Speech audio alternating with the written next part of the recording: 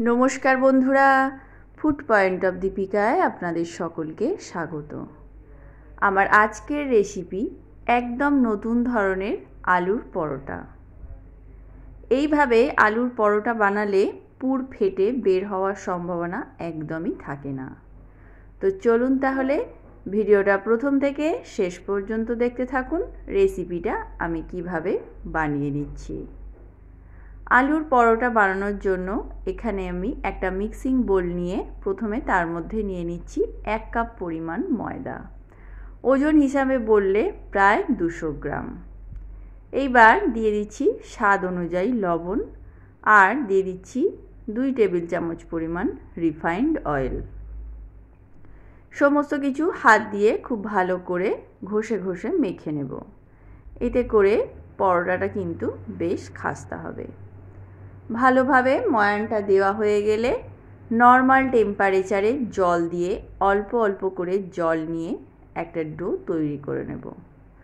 ডোটা কিন্তু খুব নরম হবে না, আবার খুব শক্ত হবে না। অল্প অল্প করে জল দিয়ে আমি ডোটা তৈরি করে নিচ্ছি। দেখুন এটা আমার মাখা হয়ে গেছে আর এটা কতটা নরম হয়েছে। দেখুন খুব বেশি নরম হয়নি, আবার খুব শক্তও কিন্তু হয়নি।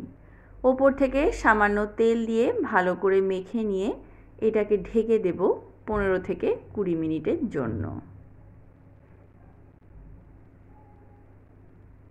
এইবার আমি পুরটাকে রেডি করে নেব।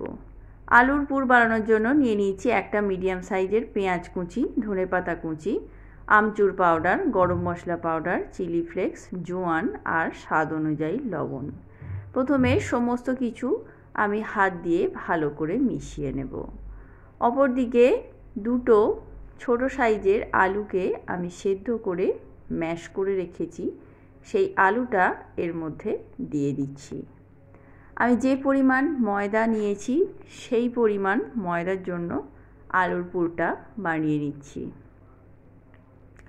আলুটা দেওয়ার পর হাত দিয়ে ভালো করে এটাকে মেখে নিচ্ছি।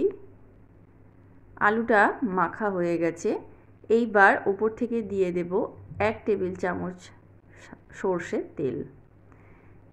এখানে সরষের তেলটাই ব্যবহার করতে হবে, এতে করে আলুর টেস্টটা কিন্তু ভীষণ ভালো হবে। সরষের তেলটা দিয়েও ভালো করে এটাকে মেখে নেব। পুরটা আমার সম্পূর্ণ রেডি হয়ে গেছে। অপরদিকে ময়দাটাও আমার 15 মিনিট রেস্ট হয়ে গেছে। এইবার এটাকে আর একটু ভালো করে হাত দিয়ে মেখে নেব। মাখা হয়ে গেছে। এইবার ময়দাটা থেকে আমি লেচি কেটে নিচ্ছি। এই ময়দাটা থেকে আমি মোট 4টে লেচি কেটে নিয়েছি। এইবার একটু গোল গোল করে পাকিয়ে নিচ্ছি। সমস্ত ময়দাটা আমার পাকানো হয়ে গেলে সিঙ্কটা পরিষ্কার করে মধ্যে নিয়ে নিচ্ছি খুব সামান্য পরিমাণে ময়দাটা দিয়েই কিন্তু এই রুটিটা আমি বড় করে বেলে নেব। বেশ পাতলা করে কিন্তু রুটিটাকে আমি বেলে নিচ্ছি।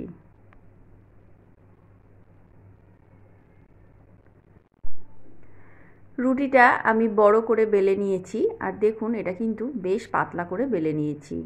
এইবার আমি এর মধ্যে পুরটা ভরে নেব। যে পুরটা রেডি করে রেখেছিলাম সেখান থেকে কিছুটা পরিমাণ পুর নিয়ে এইভাবে মাঝখানটায় স্প্রেড করে দেব।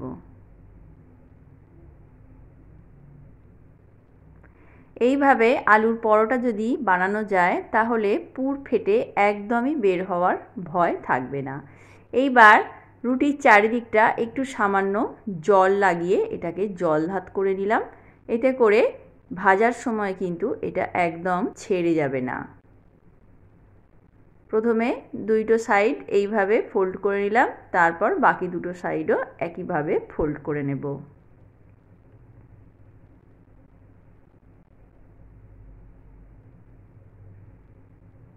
দেখুন একটা পরোটা কিন্তু আমার রেডি হয়ে গেল। ঠিক একইভাবে আমি বাকি পরোটাগুলোও রেডি করে নেব। সমস্ত পরোটাগুলো এইভাবে রেডি করে নিয়েছি। এইবার গ্যাসের ওপর একটা তাওয়া বসিয়ে তার মধ্যে দিয়ে দিচ্ছি খুব অল্প পরিমাণে তেল। একটা একটা করে তেল দিয়ে ভাজলে কিন্তু তেলের পরিমাণটা একটু বেশিই লাগে। আমি একেবারে 5 টেবিল চামচ তেল দিয়ে দিয়েছি। এইবার দুটো দুটো করে দিয়ে উল্টে পাল্টে এটাকে ভেজে নেব। এতে কিন্তু তেলটা তুলনামূলক কমই লাগে। দেখুন একটা সাইড হয়ে গেছে। এইবার আমি আস্তে করে দুটো জিনিসের সাহায্যে এটাকে উল্টে দেব। ঠিক একইভাবে অপরটাকে উল্টে দেব।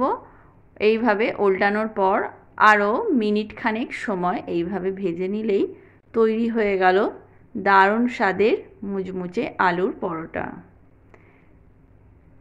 দেখুন দুটো পিঠই আমার ভালোভাবে হয়ে গেছে। এইবার এটাকে তেল ঝারিয়ে তুলে নিচ্ছি। ঠিক একই পদ্ধতিতে বাকি পরোটাগুলো আমি ভেজে নেব। তো বন্ধুরা, রেসিপিটা কেমন লাগলো? ভালো লাগলে একটা লাইক, শেয়ার ও কমেন্ট করে দেবেন। আর আমার চ্যানেলে নতুন বন্ধু হয়ে থাকলে চ্যানেলটা সাবস্ক্রাইব করার অনুরোধ রইল।